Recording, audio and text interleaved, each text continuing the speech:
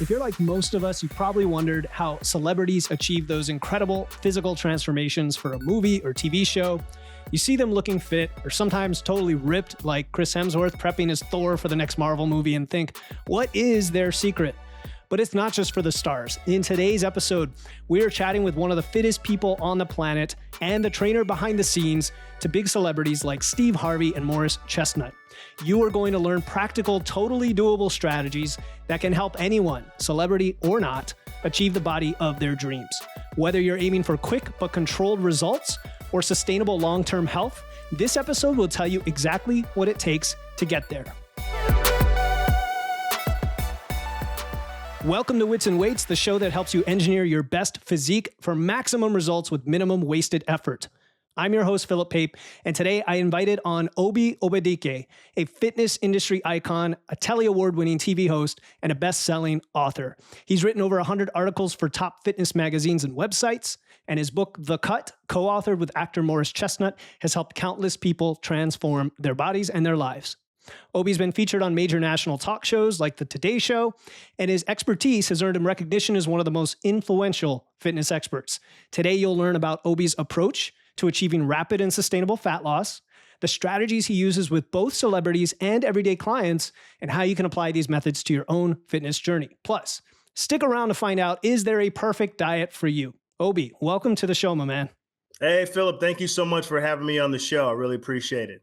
So, man, I just want to jump right in and have you imagine that moment when a celebrity client, right, who's desperate to make a change and they have this very tight deadline before a major film or TV shoot, they walk into your gym and they look in the eye and they say, this role could change my life, but I'm nowhere ready for it, right? How do you create a training and nutrition plan under such pressure and know without a doubt that it will succeed?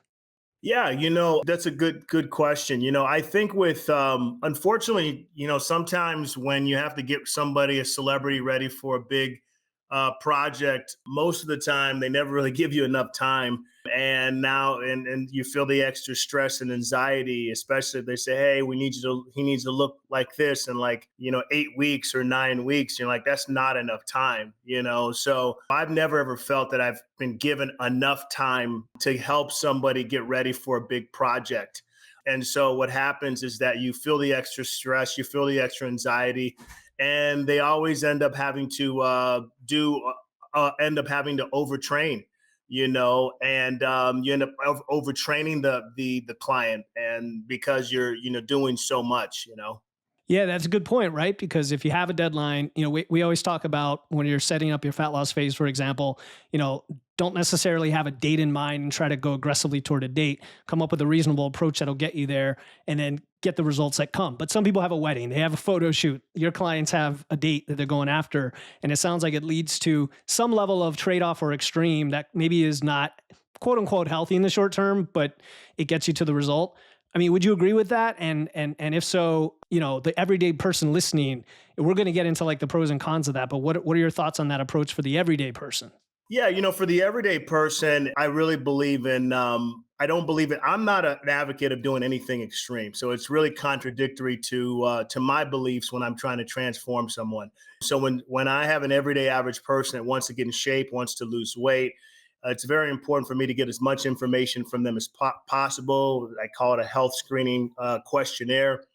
Get their height, their weight, their fitness goals, their dietary preferences, foods they like to eat, foods they don't like to eat, past or present injuries, medical concerns I need to be aware of. So I want to get all of that detailed information from them, which allows me to create a tailored program for them. And then I really try to give an honest time frame on how long it would take for them to lose the weight. Because a lot of times when you have to help someone get in shape within a short amount of time, the program is extreme, particularly if the time frame is limited. And so when you create an extreme program, exercise or diet, typically people can't maintain that because the extremity is just too much. Particularly when you're having someone work work out twice a day, or somebody that has to is on some extremely low caloric diet. So that type of training and diet program is too much. So again, I'm not an advocate of that. And the everyday average person is really what, to be honest with you, I enjoy working with, because I don't feel the stress and anxiety to have to get someone to look a certain way within such an extreme short amount of time. Yeah, I feel you on that, and love the fact that you gather all that information, right? Because I mean, I get questions all the time. What is your answer for X? And it's like, it depends. Answer my questions first because I need to understand you as an individual, and I want the listener to understand that when you see somebody up on a screen or whatever, it's like a bodybuilding competition. There's a above and beyond. It's almost like a performance related goal that at all costs in some cases, right? So you mentioned, 2 a days and very low calories and things like that.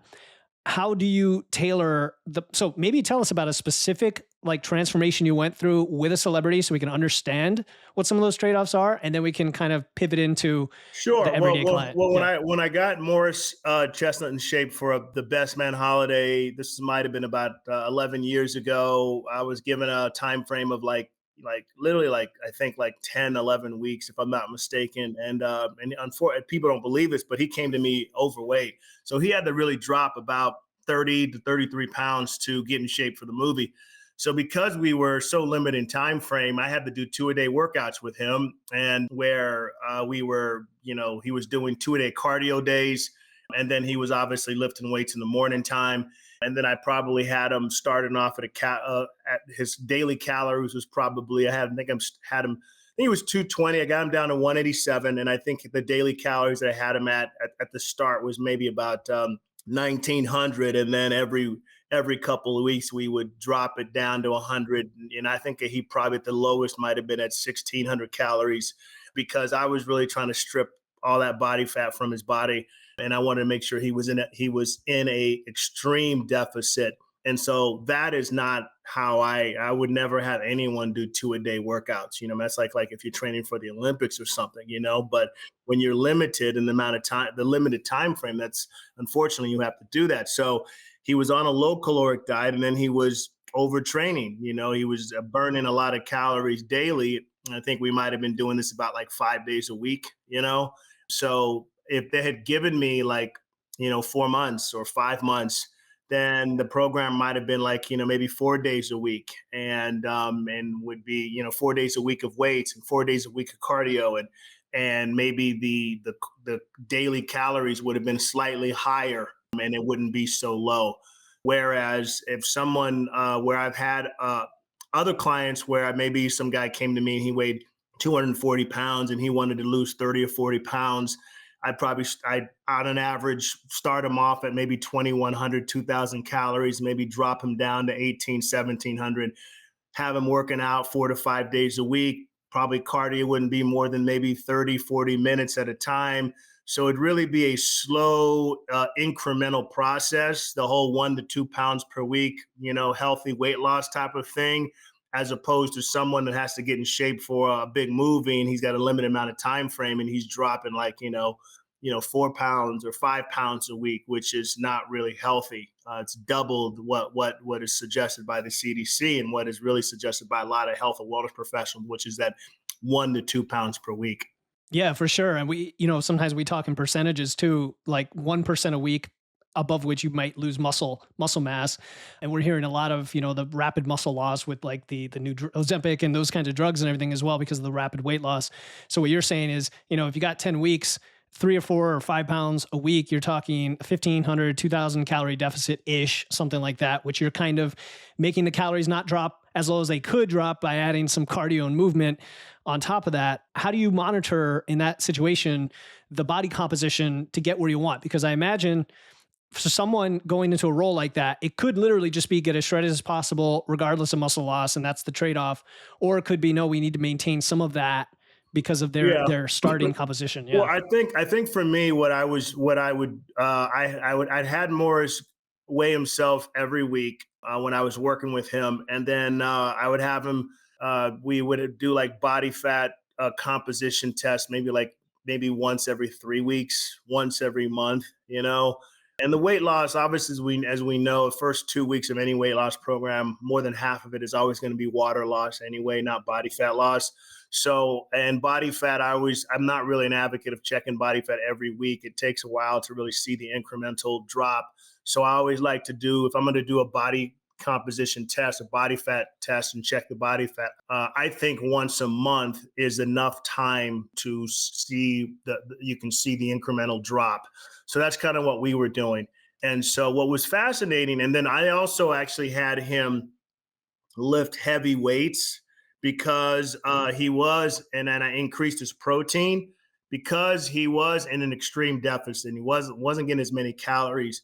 What was going to help with with trying to minimize the muscle loss was the increase in his protein intake and then lifting heavier because we don't want him looking stringy. You know what I mean? We don't want him looking flat. He's supposed to be a professional football player in the movie, and he had the reason why it was so important to get him to single digit body fat was that it's so funny.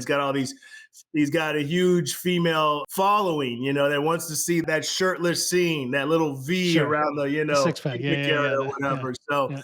that was the money shot. You know what I mean? It's so funny. You train your butt off intensely for 8, 9, 10, 11, 12 weeks for one shirtless scene, in a Right. movie.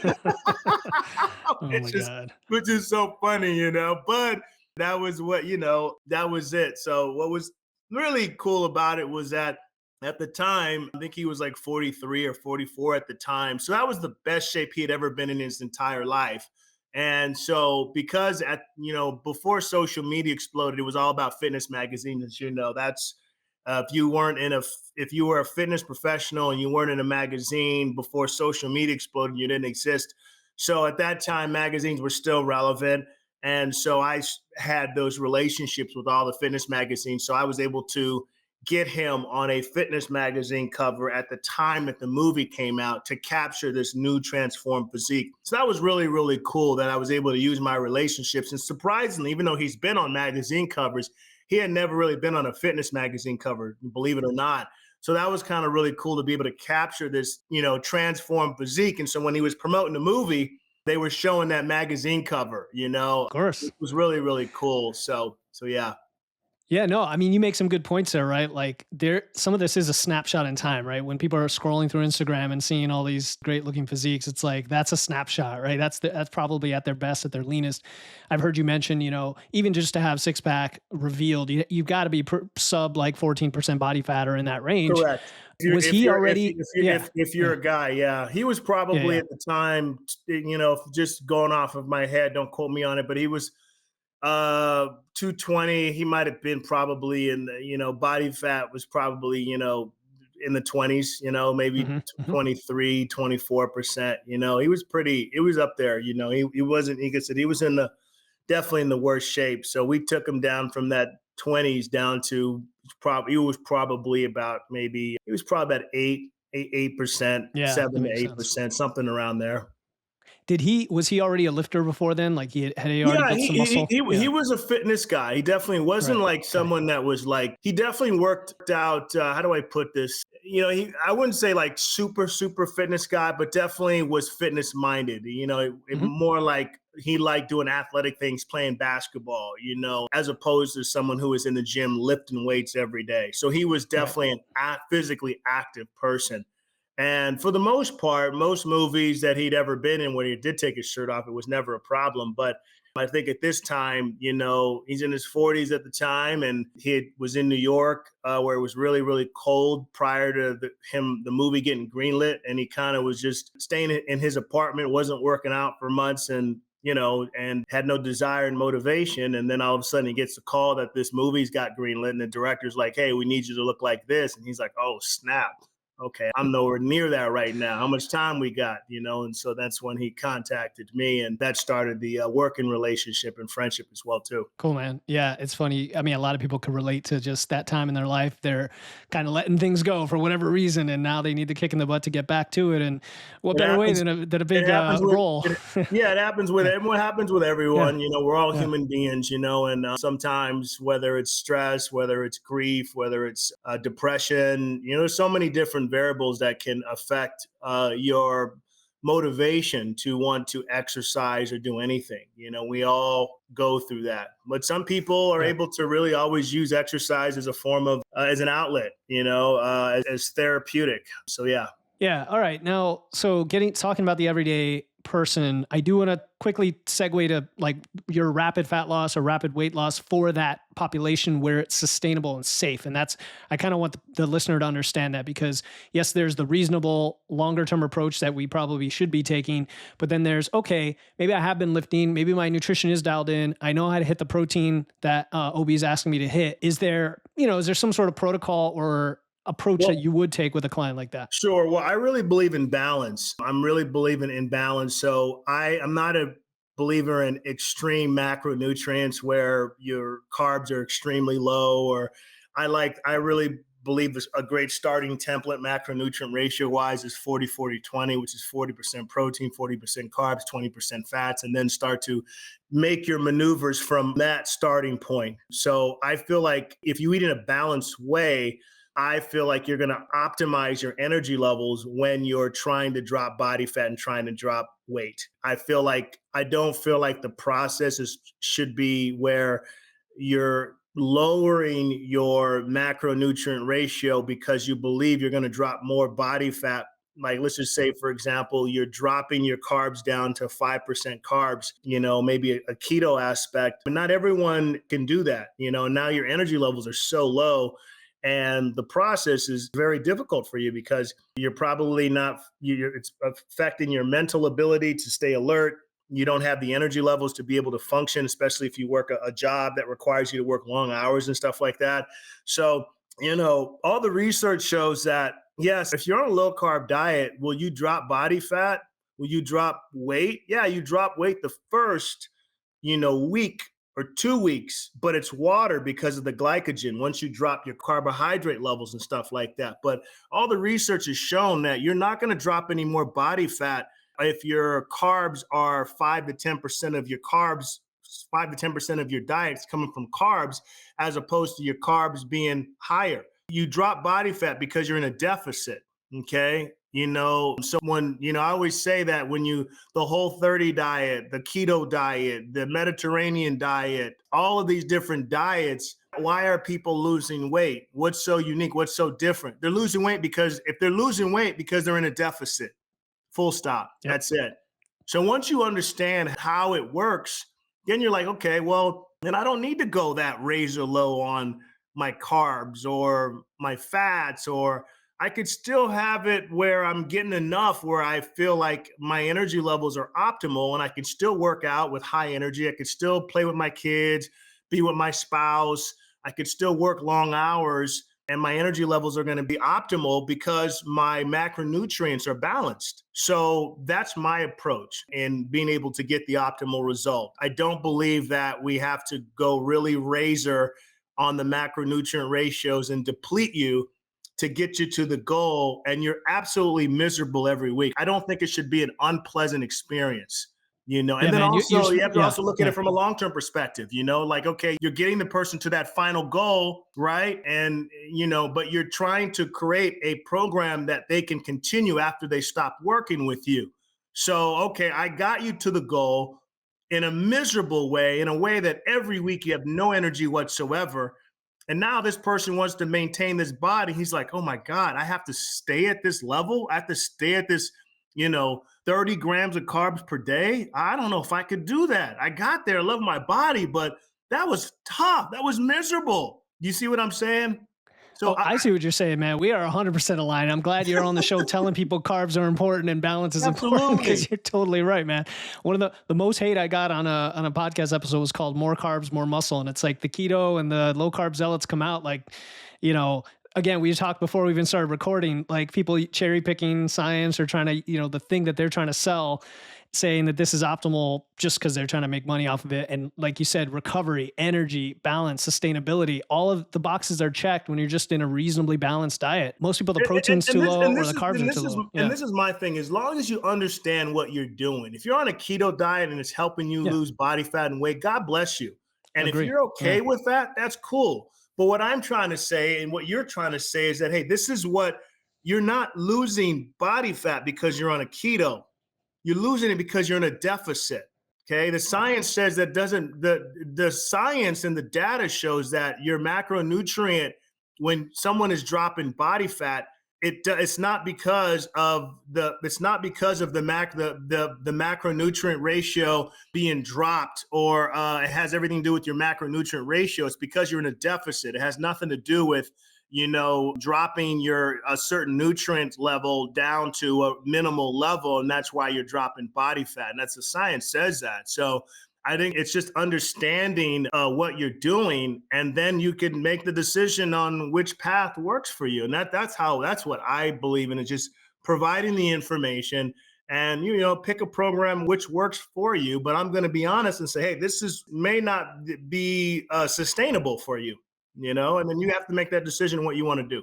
Yes, that's a good segue into the question, like, what is the perfect diet? Because you've already alluded to the fact that these named diets are not necessarily the way to go, that it's got to work for you. It's got to be customized. What are those big factors besides macro balance, which is super important, and it can shift, right? It can shift. Somebody might do better on higher protein or lower carbs or whatever.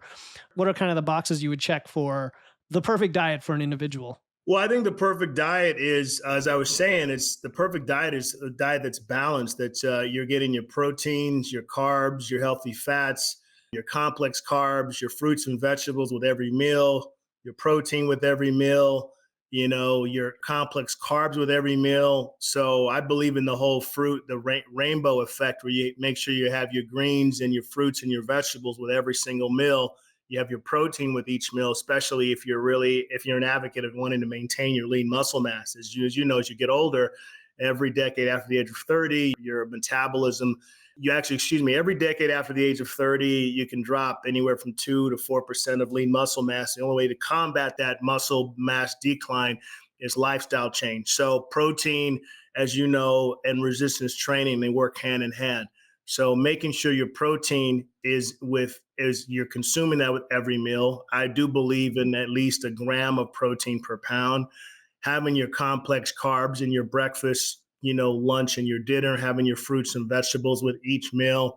So I just really believe in the balance approach. Obviously, if you're an athlete and your activity level requires an extreme amount of physical activity level, then your carbohydrate intake is going to be probably double or triple the average person, because you're feeding off of that fuel to be able to sustain the activity level. So a lot of times your macronutrient ratio is physical activity dependent. So this is not, when I'm saying balanced in your ratio, I'm talking about the everyday average person walking on the street. I'm not talking Sure. about a professional athlete. That's a completely different ball game, in terms of what your ratio is. Because if you're talking about an athlete, that carbohydrate's going to go really, really, really high, Yeah, man, it's funny because I had a guy on the show. You'd love him. His name is Ben Lewis.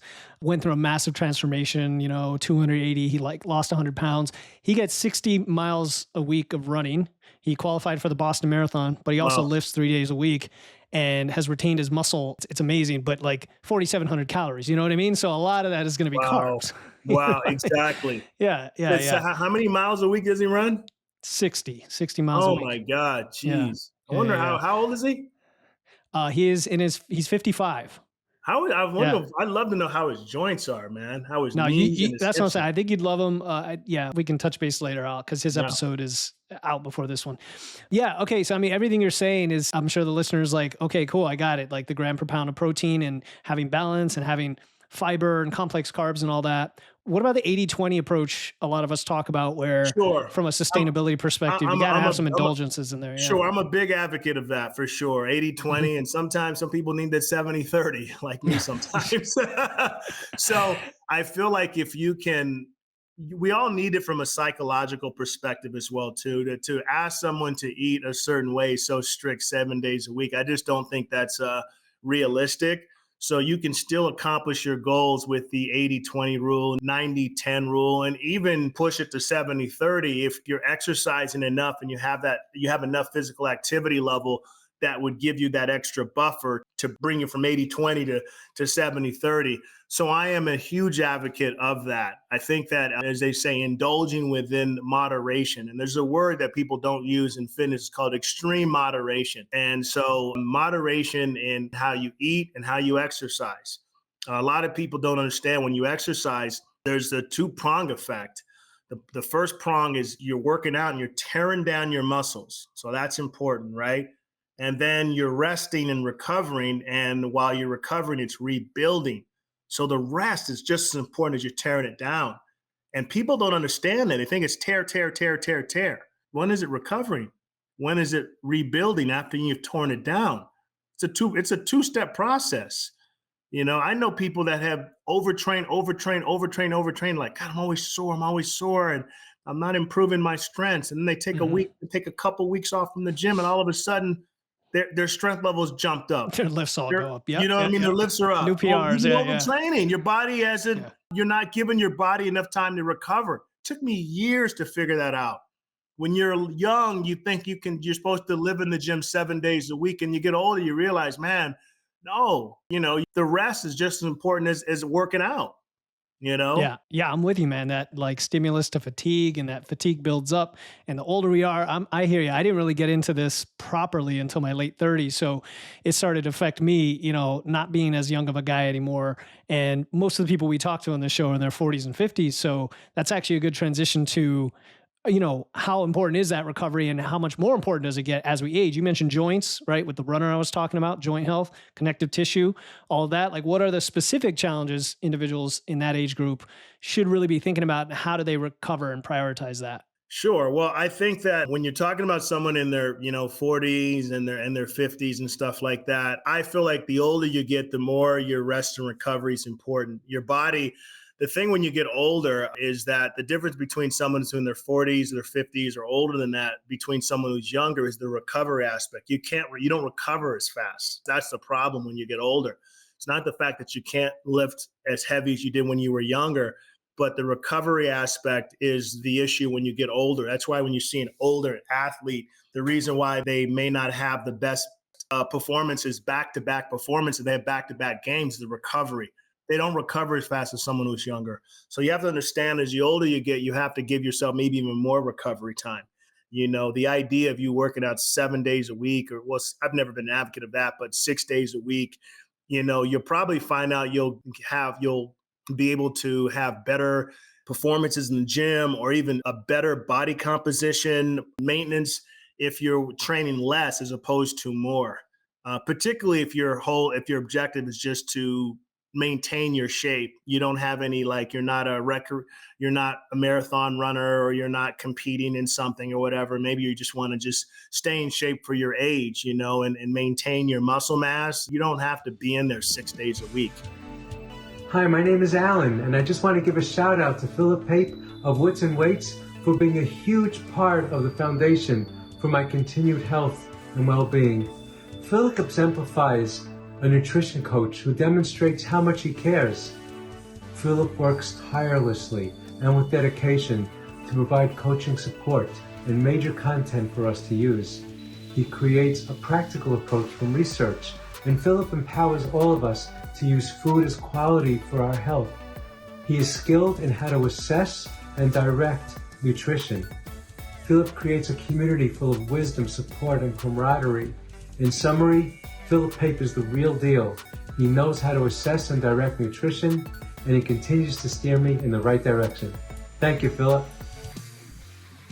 So, what are your thoughts then on, because you mentioned the frequency, and I have a lot of discussions about this with trainers and lifters. What if a 3-day a week program that has a certain amount of volume got split into 6 days, the same amount of total volume? In other words, you're spreading out the fatigue. Have you seen that actually be a beneficial input, change for recovery? You know what I'm saying? So it's more days, but the same amount of volume just spread over 6 days instead of 3. Okay, yeah, no, I mean, I don't have an issue with that whatsoever, because if you're spreading it out over 6 days, right, but the every day is probably a lower workout output. It's really not. Maybe it's 30 minutes a day or whatever. It's not that much, So you're not taxing the body in an intense and in a high intensity.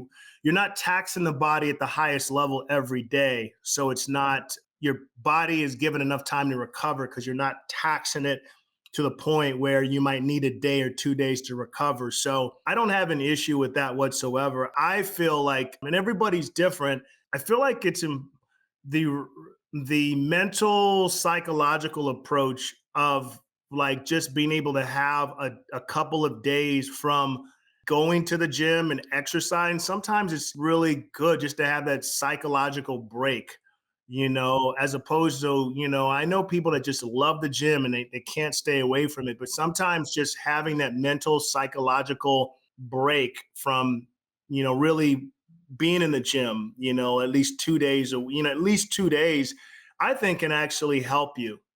So I know for me personally, I've never really been an advocate of, and I used to train like this back in the day, 6 days a week. But I feel like me personally, I feel like I enjoy it more when I'm away from the gym at least a couple days a week. And then when I go back in there, I enjoy it even more, Yeah, you're able as to hit it opposed hard and to, enjoy it. Yeah. yeah, as Yeah. opposed to being in there 6 days a week. It's just, there's not only the physical approach to the physical recovery aspect, there's also the psychological aspect as well, too, I think at times. Yeah, I asked because I mean, personally, I've experimented with both, and we talk about it on the show too. Because, like you said, the archetype of the person who always has to go to the gym every day, it's like, do we scratch that itch by going to the gym every day, or do we actually assess that maybe we're doing too much by going to the gym every day and using those off days? And also, I found one benefit of it is I'm a morning gym goer. Those extra recovery days just means I can get that extra hour of sleep. I mean, that can be huge, Yeah, for people yeah, just yeah. to And, sleep, and the thing Yeah. about it is just the most important thing is just to listen to your body, because your body the human body is amazing. It'll tell you when you've done too much. It'll tell you when you need a break if you're so sore. And I think it's so important to listen to it. And a lot of people don't. So when you're able to Yeah. listen to your body, it'll tell you, hey, I probably may need to take a day off today. Or I'm tired. I And know, man. Yeah, recovery and sleep are not sexy topics. We, as much as we hammer home how important they are, you know what I mean? People always want to I talk about the think on switch rather than the I off switch. personally think Yeah. if people can incorporate recovery and sleep and really incorporate that as part of fitness. Yep, Okay, it's like, okay, exactly. exercise is part of fitness, but no one ever really talks about sleep and recovery as part of fitness. It is. It's really connected. If you truly want to optimize your goals, optimize your gains, it is part of that. And Yeah, please stop watching some of these, juiced up, roided bodybuilders tell you got to be in there 7 days a week, right. 3 hours a day. Well, they're taking drugs, man. Yeah, for Yeah, of sure. course. If I'm taking all that stuff, I probably could work out like that too. Yeah. I hear you, man. No, I didn't know if you were going to get into the PEDs too, because I know people have questions about that. But it's funny you say that, because I know if somebody asks, "Hey, I missed some reps. What's going on? Should I lower the weight?" One of the first questions I ask is, "Did you get enough sleep? Like, did you get enough rest? Are you taking a long enough rest period?" It's like the absence of the stuff is usually supporting the stuff, and so Right. it's part of your fitness. Yeah, it's a good. Right. One. What Absolutely. about lifting heavy? Because you mentioned lifting heavy, and that's kind of I use that term all the time, and people are like, "What do you mean?" For older folks, especially. I mean, I am a big advocate of lifting heavy, no matter your age. I don't care if you're 90. Like, I think it's great. It's great for your skeletal muscular system. But what do we mean by that? And how does that come into play with connective tissue and joints and things like that? Right. Well, I think as the older you get, when you get older, I feel like if you're lifting really heavy, I feel like over time, it's not really good for your joints, especially when you're in your 50s. I still think you can push the muscle without going super heavy like a power lifter. I'm not really an advocate of doing a set less than 10 reps. I just don't really see the value of that unless you're trying to be a power lifter. And the older you get, once you start lifting really heavy, you can feel in your joints. You're going to feel in your knees. You're going to feel in your elbows. You're going to feel in your hips. So, people don't, I know that there's a high out of lifting heavy, being strong. But, if your goal is to maintain muscle or even build it, whether it's building or maintaining it, the muscle doesn't know that you're lifting 150 pounds. All it knows is the tension you've applied to it. It doesn't say, wait a minute, I'm lifting 120 pounds now. Now it's time for me to build. Now it's time for me to grow. All it knows is the tension. So when you understand how the muscle adapts to the stress that you put on it, then you realize you don't have to lift heavy to maintain the muscle or even build it, because most of it is really associated with the calories that you're intaking, but then the stress you put to the muscle. You can still stress the muscle without going heavy. You can go higher repetitions, go slower. So once you understand that, then I think it makes sense, okay, what's the better approach to longevity, to protecting my joints and not having issues where I'm always in pain. My joints are always in pain, because I'm lifting so heavy. And we all eventually have to make those adjustments as we get older. I had to. I'm 48. I had to make those adjustments. I'm not going out there squatting 4 or 5 or whatever anymore. Back in the day, who am I competing against? And then also, I don't want to have a knee replacement. I don't want to have joint issues and stuff like that. So I had to make those adjustments. Yeah, no, I mean, my thoughts on this have been nuanced and evolving over the years as well. It's kind of still mixed, right? Because I have a lot of friends and people listen to the show that are power lifters, or they are in their 50s and 60s and get into lifting, and they do the fives, right? They do the triples, they do the doubles, and it can be managed, right? It's one of those things of like, you got to be really on top of everything. But even so, you do hear about tendonitis and you hear about joint issues and people pulling stuff and whatnot. Because if you're just out of the wrong position, in the wrong position on a very heavy load, something can happen. So it's kind of a nuanced thing. But yeah, I hear you. I think as long as you're aware of the risk involved, and that's the most important thing. I would never tell someone what not to do, but just understand, if you're lifting really heavy and you're power lifting, let's say you're in your 40s and your 50s, you're not going to be doing that in your 70s. You're not going to be like your body will tell you to make the adjustment. Right. Your body's going to say, my elbow is killing me. My knees are killing me. I can't lift.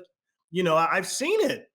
I've seen it. Yeah, I've seen it too. I have yet to have seen a power lifter in their 70s or even their 60s, and if they have, like, God bless them. And if they are power lifters, they just started as a senior citizen. They weren't doing it for like 30 years or 40 years. It's true. There is that. If you start late, you get that advantage of not having the cumulative. I want to make the adjustment earlier and just understand, like, I don't want to be in pain, man, as I get older. You know what I mean? And I want to enjoy my life. And yeah, it's good. We all want to push ourselves in the gym, and I do it, but there's a number that I don't go higher than anymore. I don't, like, even when I do flat dumbbell chest press, back in the day, I go up to 120s or 130.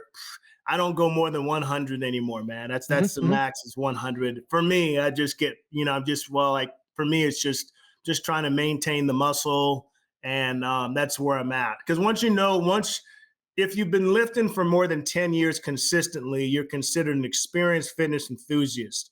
And so once you've been lifting for more than 10 years consistently, the theory is that you've hit your genetic potential. You can't improve anymore. You're not going to gain any more muscle. So when you know that, you're like, okay, even if I increase and go heavier and heavier, I can't improve anymore.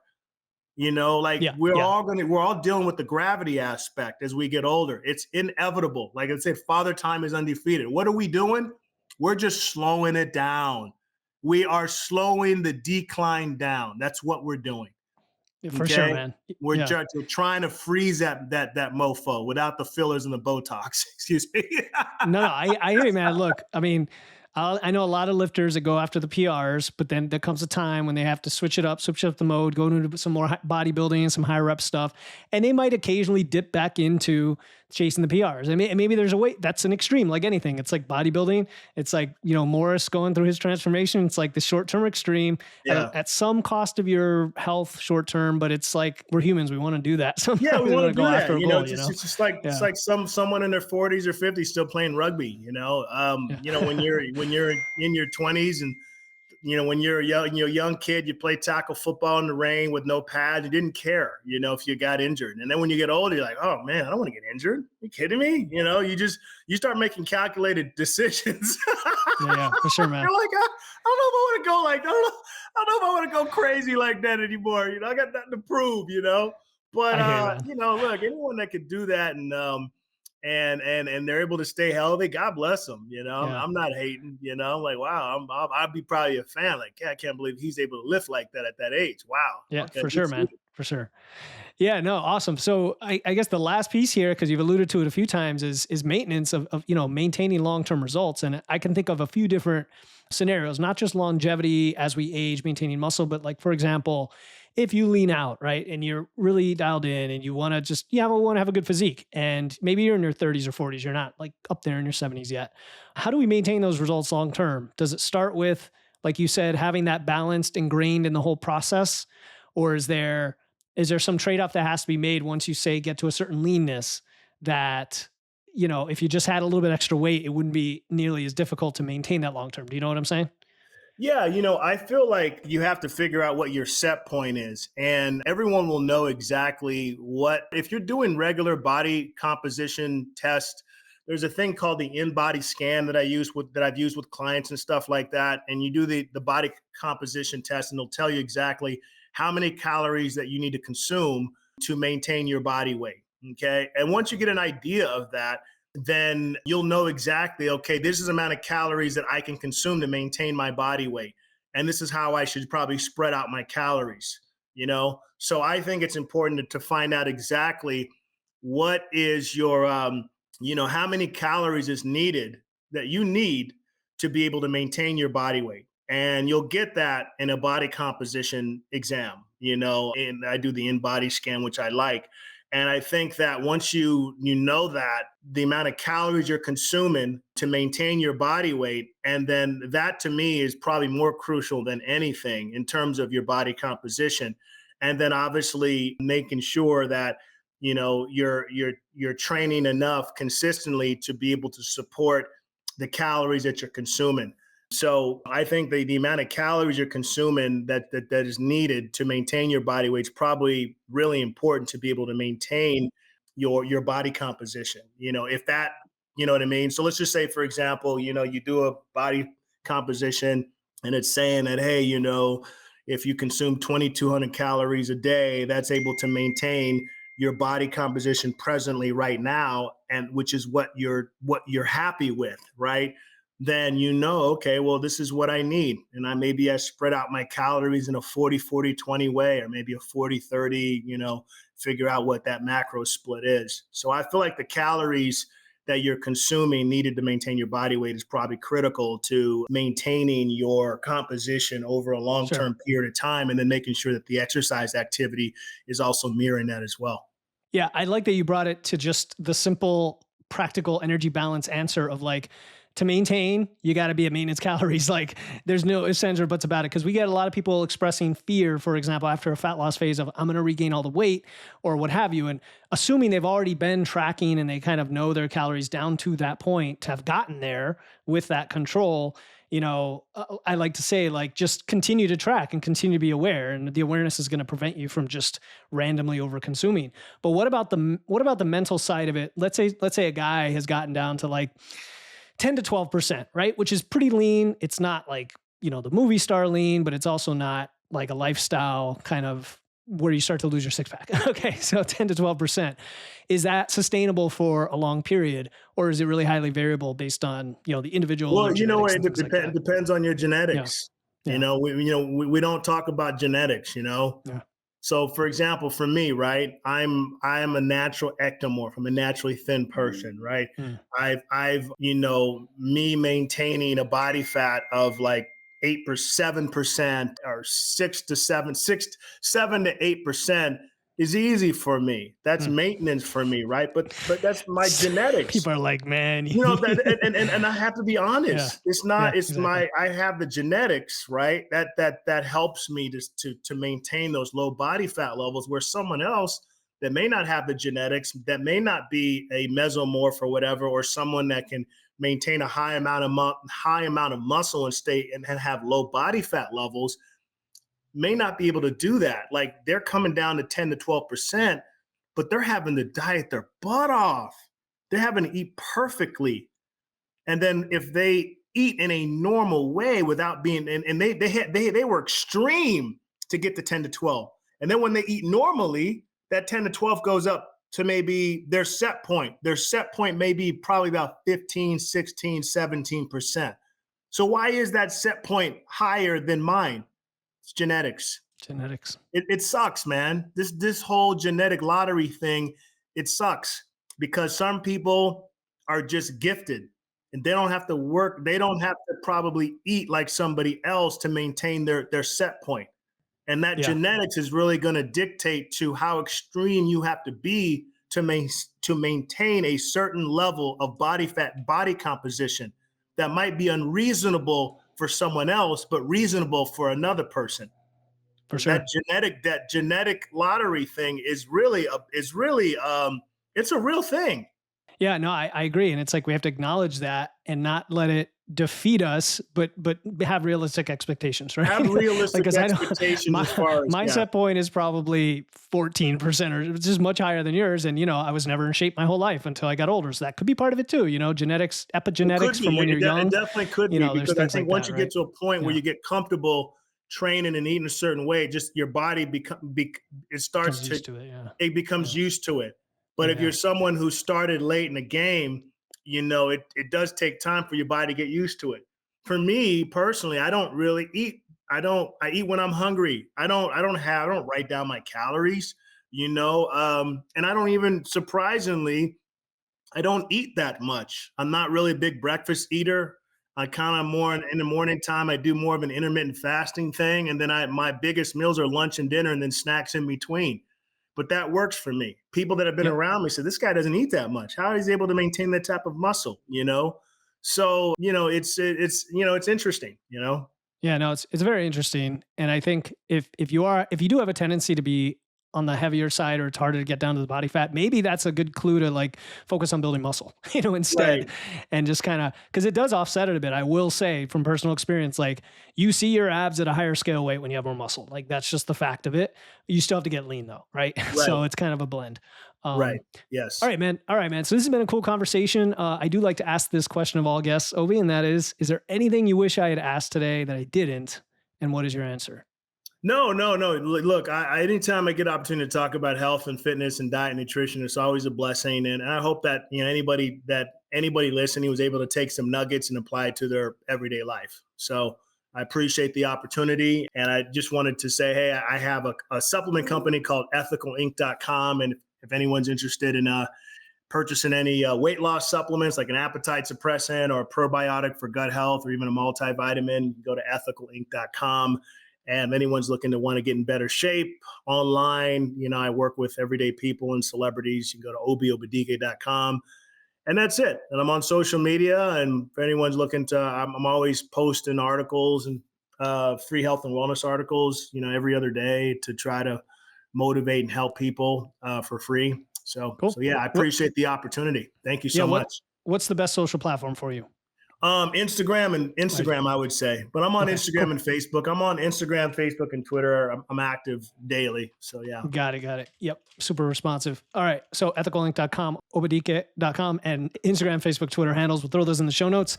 Thanks again, man. It's been a pleasure. A lot of great knowledge in here. I'm sure people will learn, at least a few things that are going to level up their game. So thanks so much. Man, Philip, thanks a lot for having me on, and continue much success to you, and keep doing what you're doing, my brother.